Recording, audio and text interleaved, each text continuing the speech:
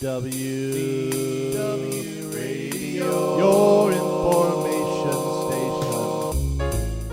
Hello, everybody, and welcome to the WDW Newscast. Today is Wednesday, August 31st, 2011. I'm Lou Mongello from WDWRadio.com, helping you increase your appreciation and enjoyment of Walt Disney World with my WW Radio show, trivia books, audio tours, Celebrations magazine, and lots more. You can find it all over at WDWRadio.com.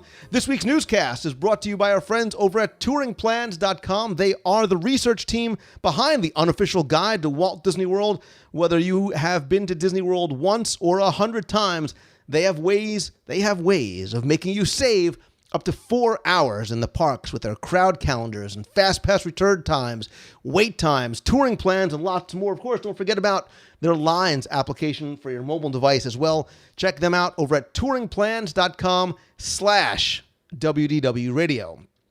On to this week's news. Very quickly, we'll hit a number of things that have happened over the past few days. I've always told you, and I'm sure you know if you're a frequent visitor to the parks, that Disney is more than just attractions and resorts. And yes, dare I say, even the food. And Walt Disney World and the Arnold Palmer Golf Management have signed a 20-year strategic alliance. That means a really long and boring contract that turns over the operation, the management, maintenance, and promotion of 5 of the Disney golf courses, including the Palm and Magnolia, Lake Buena Vista, Osprey Ridge, and Oak Trail golf courses, to the Arnold Palmer, the legendary golfers management team, which begins on September 25th. Part of the future plans include adding some additional unique features to the courses, modifying the Palm to become an Arnold Palmer designed course, and lots more. Again, golf and Walt Disney World have been together since the very beginning, and a lot of people don't realize that Walt Disney World is actually a very big golf destination. It's the place to go for your mancation. Forget about places like Myrtle Beach, South Carolina, because there are some great championship-level golf courses there.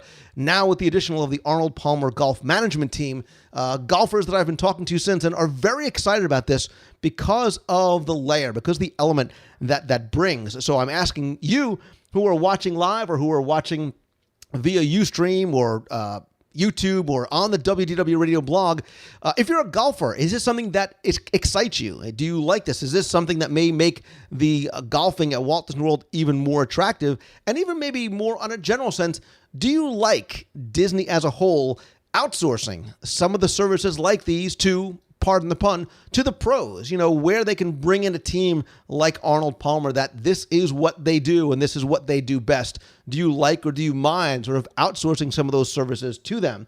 A lot of people in the chat room are saying it's a good reason for us to go back. Some people don't like the outsourcing, while others are excited about the future potential. Others are wondering, how much really is it going to change? How much might you see sort of on its face? That's to be determined, I guess, over time. Mike says all the Disney golf courses are great. You should definitely check them out.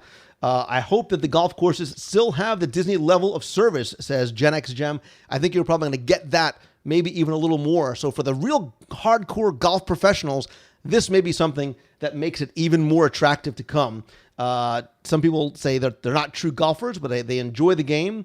Definitely is going to be more attraction to the Walt Disney World golf courses, is in his opinion. And if you also check out www.golf.com, WW Golfer has some thoughts on there as well. Like Disney Shelly, I'm not a golfer, but if it has a windmill, that's where I want to go. So Winter Summerland, Fantasia Gardens, that's more of my speed. So we'll have a golf tournament coming soon, I promise. Anyway, let's moving over. I said it wasn't all about food, but really deep down it is. Who am I kidding? From the Disney Parks official blog, Disney Parks food snack fans rejoice, especially those of us who are out in California. And some of you in the box know who you are, because the Mickey Mouse-shaped soft pretzels are being tested at the Walt Disney World Resort. Not really quite sure how you test a pretzel. However, if you head on over to Frontierland, right near the only place you can try them out is over at the Frontierland Pretzel Wagon in between the Diamond Horseshoe Saloon and Pecos Bill's Cafe, right next to the turkey leg stand. So turkey legs and pretzels, perfect together. Obscure New Jersey reference right there. Again, for those of us that enjoyed them out in Disney's California Adventure, and right on the middle of Main Street, USA in Disneyland, for some reason, the Mickey-shaped pretzels just taste better. Moving over from the parks to everybody's dream of living in or around Walt Disney World property. I am living the dream. I don't live in Disney, but I'm really close. But if you really want to live the dream, the first homes in the Golden Oak residential community right in the middle of Walt Disney World property are now finished, and some of the first residents are moving in. I'll put a link in this week's newscast show notes where you can find out more. They've got some photos and some virtual tours. If you have $1.5 million in the bank, up to $8 million, Golden Oak is the place for you. Future home of the WDW Radio and Celebrations Magazine headquarters. One can only dream. Moving from the parks and the food and the homes over to things outside, experiences outside the parks. Adventures by Disney. I just came off my very first one, Backstage Magic in California. They have announced 2 new family travel tours to Greece and France. So in addition to the tours of Egypt that was announced earlier this year, there's some enhancements to some of their current tours, as well as the addition of 2 new destinations. The first is the Greek Odyssey. I love that. And Northern France, Esprit de France. And I'm sure I just butchered that 3-word name. Those are going to begin in 2012. In Egypt, it's going to continue on with pyramids, pharaohs, and ancient treasures. I can tell you that is the one that I am most enthusiastic and excited about possibly being able to do. Maybe once my kids get a little bit older.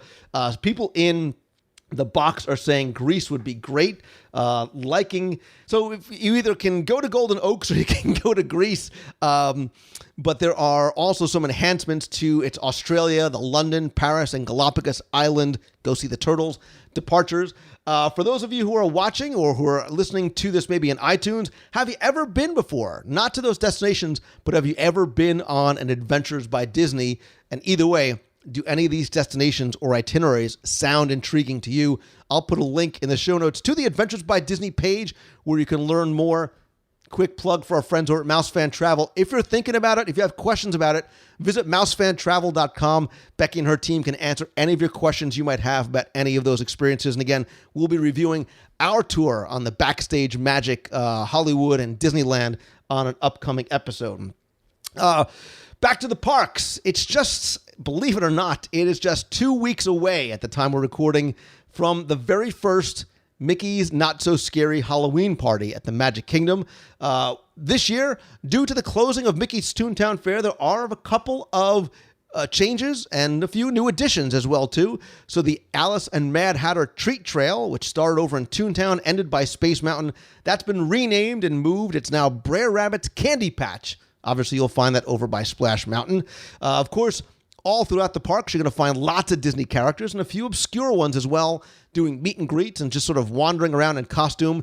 This year, the place to find most of the characters is going to be right in Main Street, in the Town Square Theater. You're going to find the Disney princesses there. Of course, Duffy the Disney Bear is going to be there. Winnie the Pooh, some of his friends are going to be out by the flagpole. Snow White and the Seven Dwarfs, now not going to be over in Fantasyland. They're going to be moved over to Frontierland as well. A couple of things that we lost is that because Toontown is closed, the face painting station, which used to be free during the Halloween party, has now closed. But the Villains Mix and Mingle has been enhanced. There's a song from Tokyo Disneyland's parade. The dancers have new costumes, but the thing I'm really digging about this is my man, Dr. Facilier, has his own song in the stage show. I miss you, Tiana Showboat Jubilee, so I'm excited about seeing Dr. Facilier coming back. Mickey's Not So Scary Halloween Party takes place from 7 p.m. till midnight, or until you're done shopping and grabbing candy. Lots of dates, September 13th, 16th, 20th, 23rd, 27th, and 30th. Many, many more in October. The final party is going to be November 1st. Prices vary depending on discounts that are available, pre-purchase options. They basically run for advanced purchase for September dates, about $57 for adults 10 and older, $51 for 3 to 9. You can also, the prices change in October a little bit. There are pass holder and DVC member discounts for all the dates. There's also day of event tickets. So if you don't necessarily plan in advance, if they are available, you can get them at the gate. I will tell you that October 31st, if it hasn't sold out already, probably will very, very soon. But day of event also much more expensive, about $72.37 if you want to try and do day of event tickets for October 28th and the 31st. Earlier this week, the Walt Disney Company, actually this past Monday on August 29th, they opened the first phase of Aulani, the new hotel and timeshare resort in Hawaii. The first phase includes 73 two-bedroom timeshare villas and 217 hotel rooms. Once it's built, there's going to be 481 vacation villas, 359 hotel rooms divided between two beautiful oceanfront towers. The resort is 21 acres.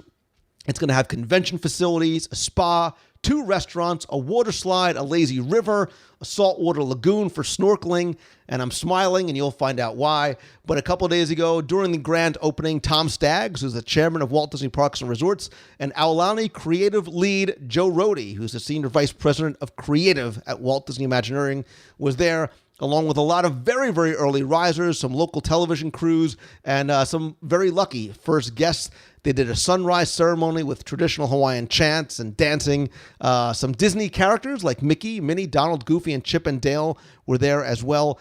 And if you're wondering why I'm smiling like the cat that ate the canary about things like the spa, the water slides, the lazy rivers, and the restaurants, is because thanks to our friends over at MEI and Mouse Fan Travel, I'm actually going to be heading out to Aulani and bringing you, the box people, live coverage as well as audio and video starting September 14th. So we're going to hit the ground very, very early right after the opening and bring you live coverage from Aulani while we're out there. We'll be live streaming multiple times throughout the days that we're there. We'll also be recording a lot of audio and video experiences and excursions and interviews and lots more, really giving you guys a chance to experience Aulani somewhat firsthand with us and the box and give you a chance to see just what it's going to be like. I have a feeling based on what we've seen and heard so far, it is going to be spectacular. For more information, you can visit wdwradio.com/Aulani, AULANI, or AulaniLive.com will take you there as well. Again, look for our coverage beginning Wednesday, September 14th-ish, depending on and travel and when we land and time differences. But I'm very, very excited about being able to bring you that experience and bring you out to Aulani with us and sort of bring you a little taste of Hawaii out to you here. And don't worry, because if you don't catch the coverage live, again, we're going to be taping a lot, and we'll have it on the site over at wdwradio.com as well. So that is going to do it for this week's Walt Disney World Newscast. I want to thank you, Box People Nation, for taking the time out of your week to listen and watch live. We're on YouTube. We're on the WDW Radio blog. If you didn't catch us one live, you can catch us every week at 7:30 p.m. Eastern at wdwnewscast.com. And remember, I want the chat to not only be interactive, but I want the conversation to continue.